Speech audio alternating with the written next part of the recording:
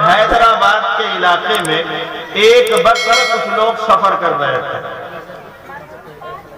اور وہ بس جب جنگل کے بیچ میں پہنچتی ہے تو اسی درمیان ایک حاملہ عورت، پریگننٹ عورت اس بس میں اپنے ہسبینڈ کے ساتھ چڑھتی ہے، اور جب اپنے ہسبینڈ کے ساتھ اس بس میں چڑھتی ہے تو بس میں سیٹ خالی نہیں ہے کہ وہ کہیں بیٹھ جائے، اور عورت حاملہ ہے، پریگننٹ ہے۔ تو سامنے میں ایک مسلم بھائی بیٹھا ہوتا ہے جن کے سر پہ ٹوپی ہے، چہرے پہ داڑھی ہے، کرتا پائجامے میں ہے۔ وہ سمجھ جاتے ہیں کہ یہ ہماری بہن ہے۔ وہ الگ بات ہے کہ یہ مسلم نہیں ہے، غیر مسلم ہے تو ہماری بہن ہے، تو انسان ہے، تو یہ تکلیف میں وہ اپنی سیٹ کو چھوڑ دیتے ہیں اور اس بہن کو کہتے ہیں کہ بہن آپ یہاں بیٹھ جاؤ، میں کھڑا ہو جاؤں گا، جب تک آپ ہاسپٹل نہیں پہنچ جاتے تب تک آپ میری سیٹ پر بیٹھیں۔ وہ بیٹھ جاتی ہے۔ کچھ دور کا سفر ہوتا ہے اور سامنے جو ڈرائیور اور کنڈکٹر ہوتا ہے وہ ٹکٹ لینے کے لیے آتے ہیں اور ان سے کہتے ہیں کہ آپ مجھے ٹکٹ پیش کیجئے۔ تو عورت جو ہے 20 روپے کا نوٹ دیتی ہے اور اتفاق سے وہ نوٹ جو ہے پھٹا ہوا ہوتا ہے۔ تو جو ٹکٹ چیک کرنے والا ہے وہ کہتا ہے کہ یہ نوٹ جو ہے قابل قبول نہیں ہے، لہذا آپ کوئی دوسری رقم مجھے عطا کرے، کوئی دوسرا نوٹ دے، تب آپ کو بس میں چلنے کی اجازت ہوگی، ورنہ بیچ جنگل میں آپ کو اتار دوں گا۔ اب لڑکی پریشان، درد کی حالت میں ہے، اب ان کے پاس زائد رقم بھی نہیں ہے کہ ان کو دے سکے، سرکاری ہاسپٹل میں جا رہی تھی۔ تو وہ مسلم بھائی جو کھڑے تھے انہوں نے اپنے جیب سے 20 روپے نکالے اور وہ 20 روپے ٹکٹ چیک کرنے والے کو دے دیے۔ یہ سفر مکمل ہوا اور وہ عورت ہاسپٹل پہنچی۔ جب ہاسپٹل میں پہنچی تو اللہ کے حکم سے ان کو بیٹا نصیب ہوا اور اپنے بیٹے کو گود میں کھلا رہی تھی۔ کھلاتے کھلاتے جب ان کے شوہر قریب آئے تو اس عورت نے کہا کہ ماشاءاللہ، وہ ہندو تھی، اس عورت نے کہا کہ لو جی آپ کا ننھا پیارا بچہ اس دنیا میں آ گیا ہے، اس کو گود میں رکھیے۔ تو جو اس کے ہسبینڈ ہے وہ کہتے ہیں کہ ننھا پیارا بچہ تو مجھے پیارا ہے ہی، لیکن وہ مسلم شخص کتنا پیارا تھا جنہوں نے اپنی سیٹ آپ کو دی، اپنا روپیہ آپ کو دیا۔ میرا جی چاہتا ہے کہ میں اسلام قبول کر لوں۔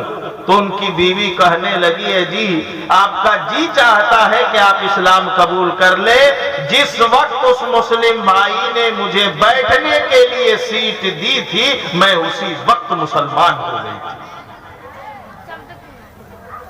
یہ ہے اخلاق، یہ ہے عادت، یہ ہے فطرت، یہ ہے رسول اللہ کا عمل۔ فتح مکہ کا موقع ہے، صحن مکہ میں سارے کافر جمع ہیں، ان میں ابو سفیان بھی موجود ہے جس نے جنگ بدر کے بعد سے مدینہ منورہ پر پیدل پہ حملے کیے تھے۔ ان میں وہ ہندا بھی موجود ہیں جنہوں نے حضرت حمزہ رضی اللہ تعالیٰ عنہ کے کان ناک کاٹ کر گلے کا ہار بنایا تھا۔ گرد کے تمام دشمنان اسلام موجود ہیں۔ اللہ کے نبی صلی اللہ علیہ وسلم کے پاس 10,000 کی فوج موجود ہے۔ اگر اللہ کے نبی صلی اللہ علیہ وسلم چاہتے تو اپنے دشمنوں سے گن گن کر بدلہ لے سکتے تھے، گن گن کر ان کے گناہوں کی سزا دے سکتے تھے۔ اگر اللہ کے نبی چاہتے تو سب کا سر قلم کر سکتے تھے۔ اگر اللہ کے نبی چاہتے تو سب کو گھروں سے باہر نکال سکتے تھے، لیکن اللہ کے نبی کا اخلاق دیکھو، اللہ کے نبی کی عادت دیکھو، رسول اللہ کا مزاج دیکھو کہ اللہ کے نبی صلی اللہ علیہ وسلم نے فرمایا اذهبوا جاؤ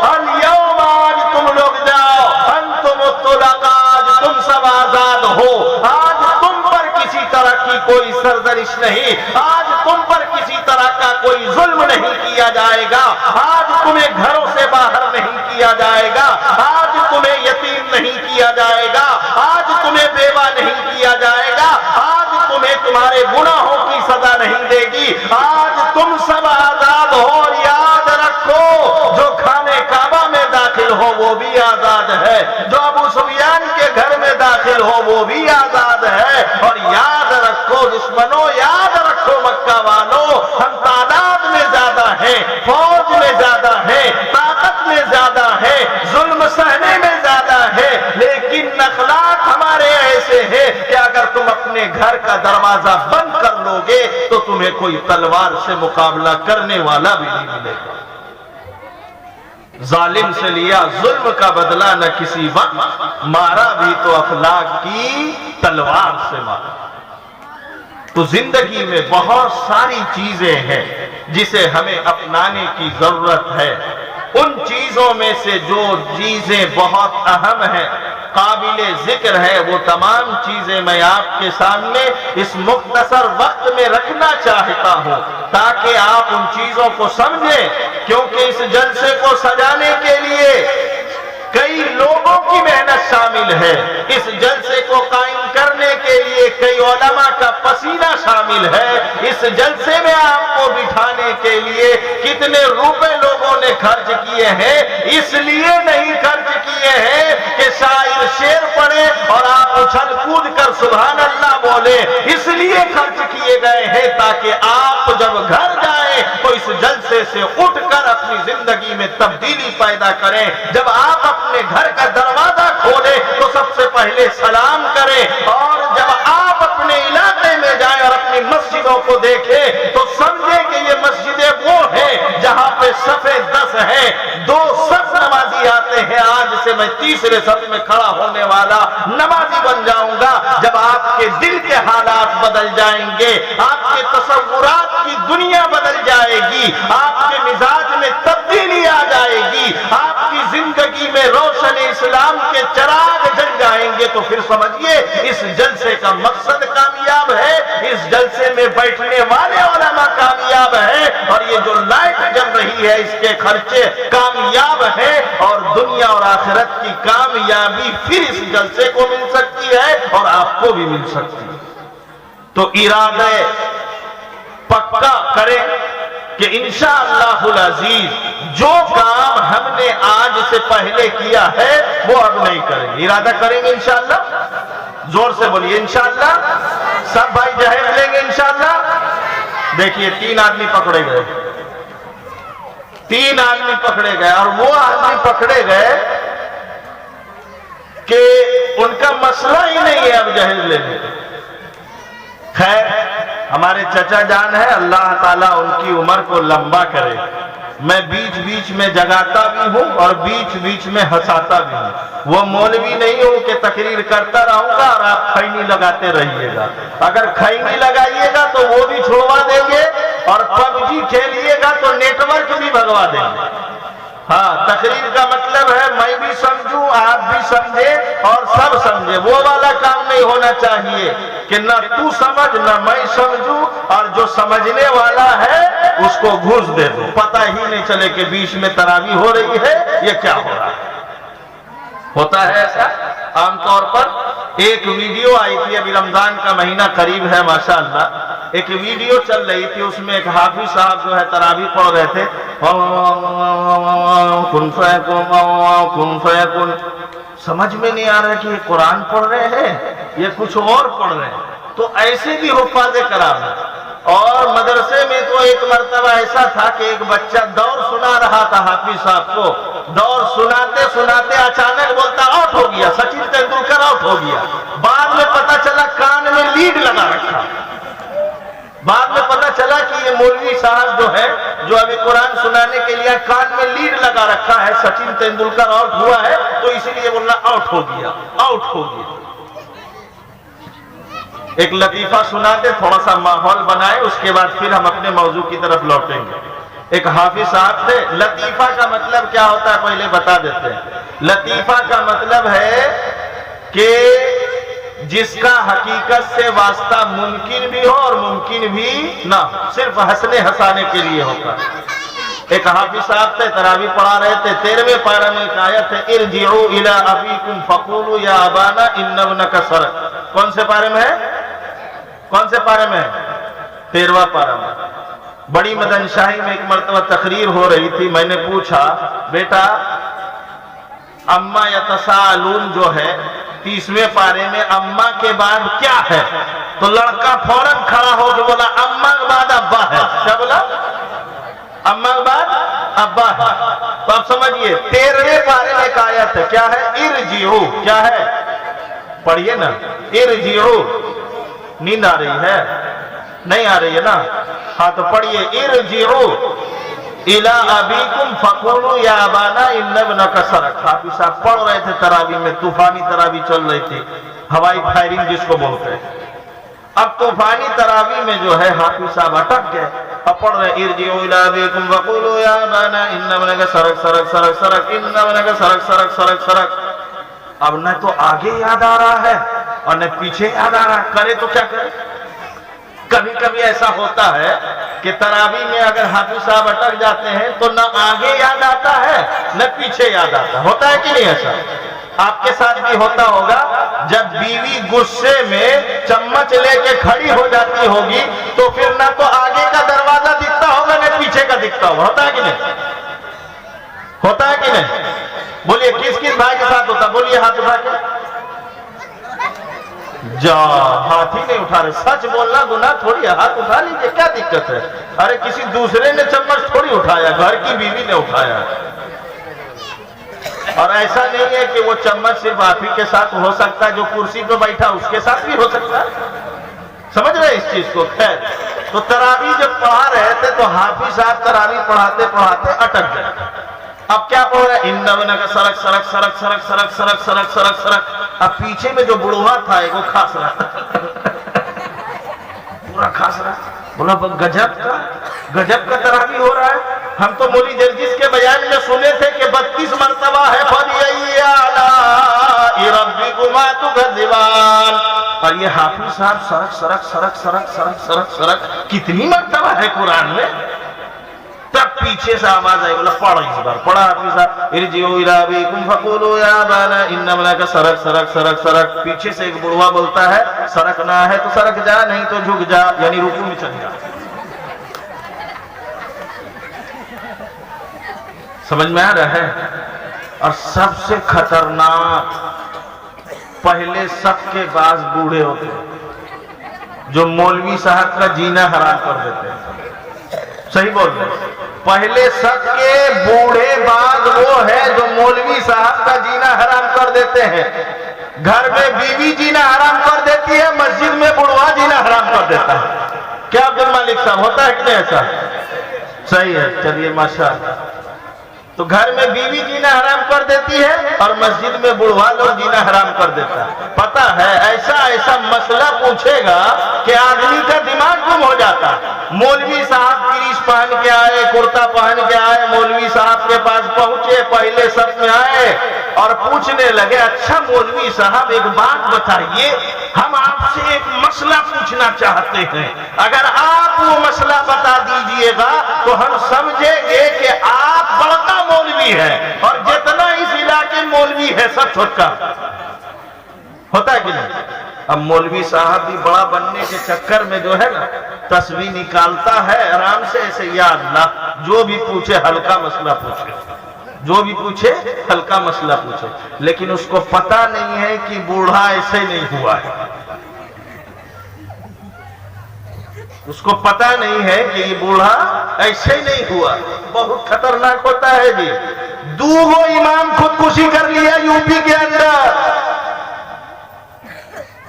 ذمہ داران کی سختی کی بنا پہ ایک پٹری میں تڑپ کر جان دے دیا اور ایک پنکھے میں لٹک کر پھانسی لگا لی۔ بتاؤ جن بوڑھوں کی وجہ سے امام اس دنیا سے چلا گیا ان بوڑھوں کا قیامت میں کیا ہوگا؟ اب سمجھیے پوچھتے کیا ہے؟ کہ یہ بتائیے امام صاحب اگر آپ یہ مسئلہ بالکل صحیح کہہ دیں گے تو ہم سمجھیں گے آپ بہت پڑھے لکھے ہیں، اور اگر مسئلہ صحیح نہیں بتایا تو سمجھیں گے کہ آپ بالکل بھی پڑھے لکھے نہیں۔ تو امام صاحب بھی آ جاتے ہیں جوش میں، چلو کم سے کم 100 روپیہ تنخواہ بڑھے گا، بتا دیں گے۔ بولے پوچھو مسئلہ کیا ہے؟ تو مسئلہ نہیں پوچھتا ہے، سوال کرتا ہے، اچھا یہ بتائیے فرعون کی اماں کا نام کیا تھا؟ کیا پوچھتا ہے؟ فرعون کی اماں کا نام کیا تھا؟ ارے فرعون کو خود اپنی اماں کا نام نہیں پتا ہوگا، یہ مولوی صاحب کہاں سے بتا دے گا اس کی اماں کا نام کیا تھا؟ اب مولوی صاحب نے نہیں بتا، اچھا چلیے دوسری بات بتا دیجئے، نمرود کے دادا کا نام کیا تھا؟ تاریخی بات ہے، اس کا مصلے سے کوئی مطلب نہیں، نماز سے کوئی مطلب نہیں، شریعت سے کوئی مطلب نہیں۔ اگر ہم ہی تم سے پوچھ لیں اچھا بتاؤ قرآن پاک کے اندر یفعلون کتنی مرتبہ ہے تو ڈنڈا لو گے ہچک کر کے بھاگ جائے۔ ہوتا ہے کہ نہیں عبد المقیس صاحب؟ ایسا ہوتا ہے کہ نہیں؟ جینا حرام کر رکھا مولوی صاحب۔ میں بھی امام ہوں اور میں سب سمجھتا ہوں۔ ایک بڑوا شروع میں جب امام بنا تو ایک بڑوا نے مجھ سے آ کر کہا کہ حافظ صاحب آپ کا رکوع جو ہے نا تھوڑا سا لمبا ہو جا رہا ہے، آپ کا رکوع لمبا ہو جا رہا ہے۔ ہم سوچے ہو سکتا ہے 4-5 مرتبہ تسبیح پڑھتے ہیں تو دھیرے دھیرے پڑھتے ہیں تو لمبا ہو جاتا ہوگا۔ پھر 1 گھنٹے کے بعد دوسرا بڑوا آتا، بولتا ہے امام صاحب آپ کا رکوع تھوڑا سا چھوٹا ہو جا رہا ہے۔ اب بتاؤ ہم کیا کریں گے؟ دوائی نہیں چلے گی تو کیا ہوگا؟ رکوع لمبا کوئی بول رہا ہے، رکوع چھوٹا کوئی بول رہا ہے۔ اجی رکوع کرنے والے کو پتا ہے تسبیح کتنی پڑھنی ہے، سجدہ کرنے والے کو پتا ہے تسبیح کتنی پڑھنی ہے، قیام میں کھڑا ہونے والے کو پتا ہے قرات کیسی کرنی ہے۔ جس نے کبھی قرآن نہیں دیکھا، جس نے کبھی حدیث نہیں دیکھی، جس نے سورہ فاتحہ صحیح سے یاد نہیں کی، نماز کا طریقہ نہیں سمجھا، وہ امام صاحب کو چلے رکوع سجدہ قیام سمجھانے کے لیے۔ اور جب امام صاحب بولیں گے کہ ہم کو فرعون کی اماں کا نام یاد نہیں ہے تو پورے گاؤں میں جہاں چائے کی دکان ہے 3-4 وہ بیٹھے گا اور بیٹھ کے بولے گا یہ والا امام صاحب جو ہے نا میرے خیال سے مناسب نہیں ہے۔ ہوتا ہے کہ ہوتا ہے؟ یہ والا امام صاحب میرے خیال سے مناسب نہیں ہے، پچھلا والا جو امام تھا بہت علم تھا، اس لیے جتنا جلدی ہو اس کا ٹکٹ کٹوا۔ اب امام صاحب کو چائے والا جو ہے خبر دے دیتا ہے، کیونکہ اس کو بھی اپنی چائے کی دکان چلانی ہے، امام صاحب بھی 10 مرتبہ چائے پیتے ہیں۔ اب امام صاحب جیسے سنے کہ فلاں بڑوا بات کر رہا تھا وہ ٹینشن میں آ جاتے ہیں کہ یہاں سے جائیں گے تو کیا ہوگا۔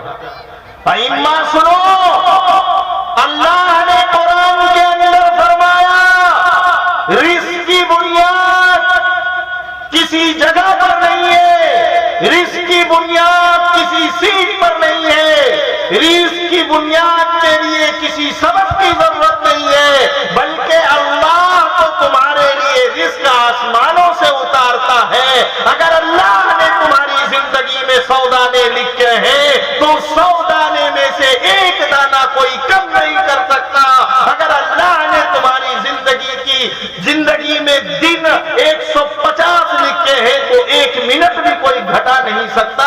لہذا اپنے ایمان کو مضبوط کرو، اپنے آپ کو مضبوط کرو، ان چکروں میں نہ پڑو کس نے کیا کہا کس نے کیا نہیں کہا۔ فلاں نے کہہ دیا کچھ تو ہم امامت چھوڑ دیں گے، فلاں نے کہہ دیا کچھ تو مدارس کا کام چھوڑ دیں گے۔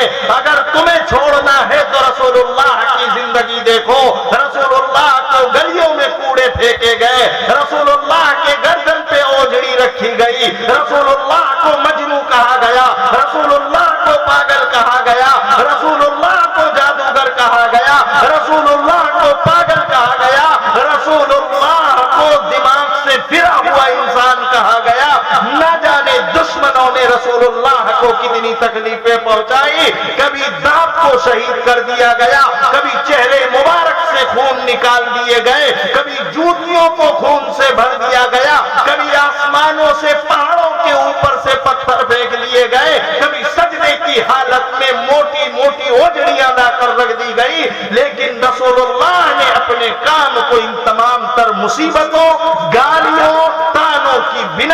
نہیں چھوڑا تو ائمہ علماء سنے عوام کیا کہتی ہے، ذمہ داران کیا سوچتے ہیں، اس سے آپ کو فرق نہیں پڑنا چاہیے۔ آپ اپنے ایمان کو مضبوط کریں اور یہ سوچیں کہ اگر ہم اس کام کو نہیں کریں گے تو اس امت کے بیڑے کو اٹھانے والا کون ہوگا، اس امت کو آگے لے جانے والا کون ہوگا، اس امت کی رہنمائی کرنے والا کون ہوگا۔ میں کہتا ہوں قابل مبارک ہے وہ علماء، قابل مبارک ہے وہ ائمہ، قابل مبارک ہے مساجد میں اذان دینے والے وہ مؤذنین جنہوں نے لوگوں کی تانوں کو سنا، لوگوں کی گالیوں کو سنا، لیکن صبر سے کام لیا۔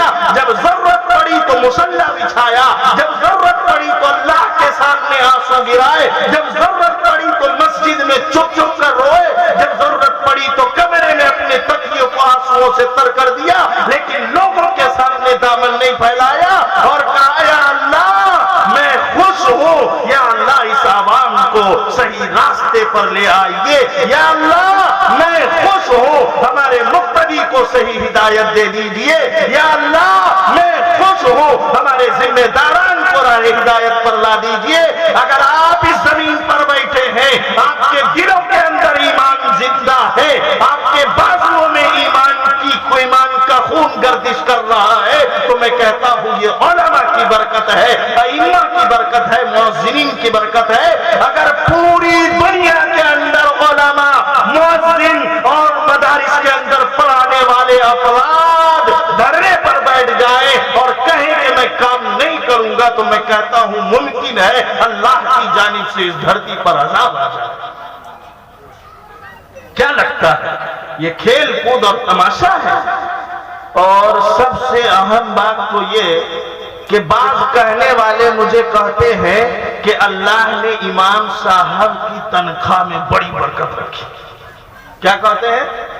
اللہ نے امام صاحب کے تنخواہ میں بڑی برکت رکھتی ہے، کریچ والا کرتا ہے، کریچ والا پیجامہ ہے، کریچ والی پگڑی ہے، موبائل بھی اسکرین ٹچ ہے، 4G ہے، 5G ہے، جوتا بھی پالش والا ہے۔ اللہ نے امام صاحب کی تنخواہ میں بہت برکت رکھی۔ اور یہ بات اکثر وہ لوگ بولتے ہیں جو کماتے 40,000 اور 50,000 اور 40 اور 50,000 کمانے والوں کے اوپر بینک کا EMI اتنا چلتا ہے کہ صبح شام امام صاحب کے پاس آ کے کہتے ہیں امام صاحب دعا کر دیجئے گا، تھوڑی سی حالت خراب ہے۔ یہ نہیں بولے گا کہ بینک سے سود لیا ہے اور پیسہ چکانا ہے۔ اور کیا کہتے ہیں کہ امام صاحب کی تنخواہ میں بہت برکت ہے۔ ایک شخص نے جب مجھ سے کہا، اور وہ انجینئر ہے، 1 لاکھ روپیہ مہینہ کماتا ہے، مجھ سے ملا تو کہنے لگا امام صاحب کی تنخواہ بہت برکت ہے، آپ لوگ بہت خوش رہتے ہیں، مسکراتے رہتے ہیں۔ تو میں نے ان سے کہا کہ سنو نا، جب میری تنخواہ میں اتنی برکت ہے تو 2-3 مہینہ کے لیے میری تنخواہ بدلا بدلی کر دو، میرا 10,000 تم لے لو، اپنا 1,00,000 روپیہ ہم کو دے دو۔ بولا ہے یہ کیسے ہو سکتا ہے؟ بولا کیا ہوا، برکت ختم ہو گئی؟ کیا ہوا، برکت ختم ہو گئی؟ راج محل علاقے سے ایک امام ہماری مسجد کے اندر ایسا پہنچا جو پچھلے 2 سال کے اندر 2 مرتبہ اعلان کر چکا ہے کہ میری بچی کی شادی ہے، اس کی تیاری میں کچھ خرچ ہوں گے، اس کے لیے مجھے پیسوں کی ضرورت ہے۔ میں نے ان کو سائڈ کیا اور ان سے پوچھا کہ جناب آپ کی تنخواہ کتنی ہے؟ تو کہنے لگے 3,500 روپے۔ 3,500 روپے کا تمہارا گٹکا ہوتا ہے، اور مولوی صاحب کے 3,500 میں برکت بول بول کے 3.5 لاکھ روپیہ بنا دیے۔ کبھی سوچا امام صاحب کی تنخواہ میں برکت ہوتی ہے؟ جیسے میں ہوں، دیکھ لیجئے، الحمدللہ اللہ نے اتنی صحت دی ہے، میں ایسے ہی بات کرتا ہوں، ہنسی مزاج میرا ماحول ہے، میرے پاس رہنے والے اٹھنے والے لوگ ہمیشہ ہنستے رہتے ہیں، تو الحمدللہ اللہ نے صحت اچھی دی ہے۔ میرے سے پہلے میرا پیٹ جاتا ہے جہاں بھی جاتا ہوں، سمجھ میں آ رہا ہے نا؟ اتنی اچھی صحت ہے۔ اور میں کبھی دعوت میں بھی جاتا ہوں تو میں کہتا ہوں صحت مند بوٹی دیجیے۔ کیا کہتا ہوں؟ صحت مند بوٹی دیجیے۔ تو میں نے اس انجینئر صاحب کو ایک ہی جواب دیا کہ یقیناً ہماری تنخواہ میں برکت ہے، لیکن برکت جن ذریعوں سے آ رہی ہے ان ذریعوں کا علم تمہیں نہیں ہے، اور وہ برکتیں جن ذریعوں سے ہم اپنے گھر میں لا رہے ہیں اس کا علم ہمیں ہے۔ اللہ نے کہا وَلَا تُسْرِفُوا إِنَّهُ لَا يُحِبُّ الْمُسْرِفِينَ، فضول خرچی مت کرو، فضول خرچی کرنے والے کو اللہ پسند نہیں کرتے۔ لہذا ایک مولوی اپنے گھر میں جب شادی کرتا ہے، نکاح کا ماحول بناتا ہے، ایک مولوی جب اپنی بیٹی کو رخصت کرتا ہے تو پوری کوشش ہوتی ہے کہ میرے پاس بجٹ اگر 1,00,000 روپے کا ہو تو میں 1,00,000 روپے خرچ کروں، اس سے زیادہ نہ کروں۔ دس از برکت، سمجھ رہے؟ دس از برکت، یہی برکت ہے۔ آپ صبح کے ناشتے میں 20 روپے کا گٹکا کھائیں گے، 30 روپے کی چائے پیئیں گے، اور مولوی صاحب الحمدللہ صبح کے ناشتے میں 20 روپے کا کاجو کھائیں گے، 5 روپے کا بادام کھائیں گے، اور اتنے مضبوط رہیں گے کہ اگر کسی مفتدی کو ایک مکہ مار دے تو وہی مرغی کی بیماری ہو جائے گا۔ تو یہ سب باتیں سوچنے سمجھنے کی ہے۔ سب سے مشکل دور سے اور سب سے مشکل حالت سے اگر آج کوئی قوم گزر رہی ہے تو وہ علماء کی قوم ہے، جو مالی طور پر، عمومی طور پر آپ نے اس کو کمزور بنا رکھا ہے۔ میں کہتا ہوں ایک بستی کے اندر اگر 300 گھر ہے تو 300 گھر اگر 100 روپیہ مہینہ دے تو 30,000 روپے ہوتے ہیں۔ کتنے ہوتے ہیں؟ 30,000 روپے۔ امام صاحب کی تنخواہ 20,000 کر دو، مؤذن صاحب کی 10,000 کر دو، پھر دیکھو لمبا لمبا پھر سورت بھی پڑھیں گے، لمبی لمبی رکعت بھی ہوگی، اور پھر رکعت بھی نہیں بھولیں گے۔ اور تم امام کو دو گے 5,000 روپے تو کبھی تیسری رکعت کو چوتھی رکعت سمجھ لیں گے، کبھی چوتھی رکعت کو تیسری سمجھ لیں گے۔ کیوں؟ کیونکہ ان کے سر میں ٹینشن ہے، ابھی دکان والے کو دینا ہے، کرایے والے کو دینا ہے، موٹر سائیکل میں تیل چلانا ہے، تو اپنی نماز کو آپ خود برباد کر رہے ہیں۔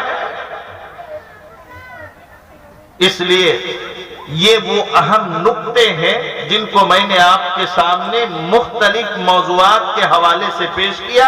پیش کرنے کا مقصد صرف یہ ہے کہ یقیناً ہماری آبادی زائد ہے، یقیناً ہمارے مساجد زائد ہیں، یقیناً ہمارے مدارس زائد ہیں، علماء زائد ہیں۔ اس دنیا کے اندر دوسرے نمبر کی آبادی مسلمانوں کی ہے، لیکن پھر بھی ہم پریشان ہیں۔ پریشان اس لیے ہے کہ ہم نے علماء کو پریشان کر رکھا ہے، پریشان اس لیے ہے کہ ہم نے اپنے نکاح کے رسم و رواج میں فضول خرچی کا رویہ اپنا لیا ہے، پریشان اس لیے ہے کہ ہم نے جہیز کا معاملہ بڑھ چڑھ کر کرنا شروع کر دیا ہے، پریشان اس لیے ہے کہ ہم نے اپنے اخلاقی حالات گم کر دیے ہیں، پریشان اس لیے ہے کہ ہم نے نبی صلی اللہ علیہ وسلم کے طریقے کو کلی طور پر چھوڑ دیا۔ تو بتائیے آج ہم نے جو باتیں آپ کے سامنے کی ہے کون کون عمل کرے گا؟ عمل کریں گے انشاءاللہ؟ اور گھر میں جا کر عمل نہیں کریں گے انشاءاللہ؟ دیکھیں پھنس گیا، بولیے عمل کریں گے انشاءاللہ۔ اللہ تعالی ہم سب کو کہنے سمجھنے سے زیادہ عمل کی توفیق عطا فرمائے۔ واخر دعوانا شکریہ، جزاک اللہ۔ بہت قیمتی باتیں آپ حضرات کے سامنے جناب مولانا عبدالوحید صاحب قاسمی پیش امام مدن شاہی صاحب گنج نے رکھی۔ اگر ہم اس